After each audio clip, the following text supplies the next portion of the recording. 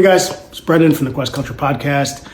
I want to get on here real quick. I hope you guys are having a great day, but I want to get on here real quick and I wanted to see if you have seen the new Frankenstein by Guillermo del Toro that's on Netflix right now, starring Oscar Isaac, Jacob Elordi, Mia Goth. There are so many great actors in this film. I'm a huge fan of all the monster movies, Dracula, Invisible Man, Creature from the Black Lagoon, obviously Frankenstein, the werewolf. And I was looking forward to seeing this movie. I haven't really seen a really great Frankenstein movie.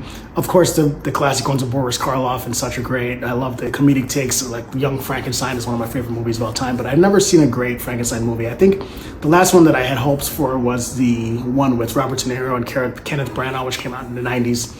To check the date, but that one was not great. No, it had so much potential with such a great director and really great actors. So I was really looking forward to see what Guillermo del Toro was going to do with this film, because I really love Guillermo del Toro as a director. Hellboy, old school classic. I think he even directed Mimic, which is old school. You know, I'm not that old, but it's a horror movie from, I think it's from the 90s as well. His choices in terms of wardrobe, his choices in terms of set design. It is a really beautiful film. The performances are really heartfelt. There's some twists from the book, which are a little bit different, but I don't want to get into that and spoil it too much, but I'd love to know what you guys think in the comments.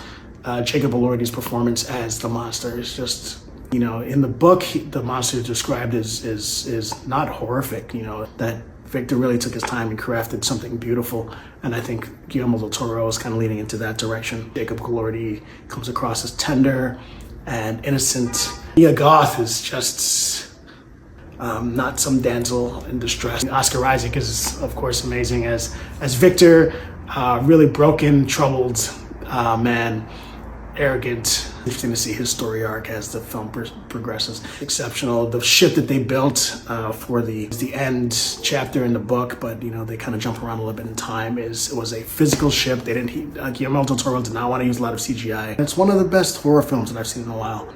You know, what makes a monster? Where is the soul? Like, if you were to say where in your body the soul resides, taking bits and pieces of different people, putting them together to make something new, where would the soul be in those limbs and those pieces of flesh? It's really a thought-provoking piece. They did away with some of the tropes that were not in the book, but were kind of popularized in Hollywood, you know, in terms of the creature's creation, in terms of what happens, you know, towards the end of the movie. And again, I don't want to get into too much, but there's going to be certain markers you're going to be looking for in this film, because you've seen them in pretty much any iteration of Frankenstein, and they're not going to be there. I think that's actually okay.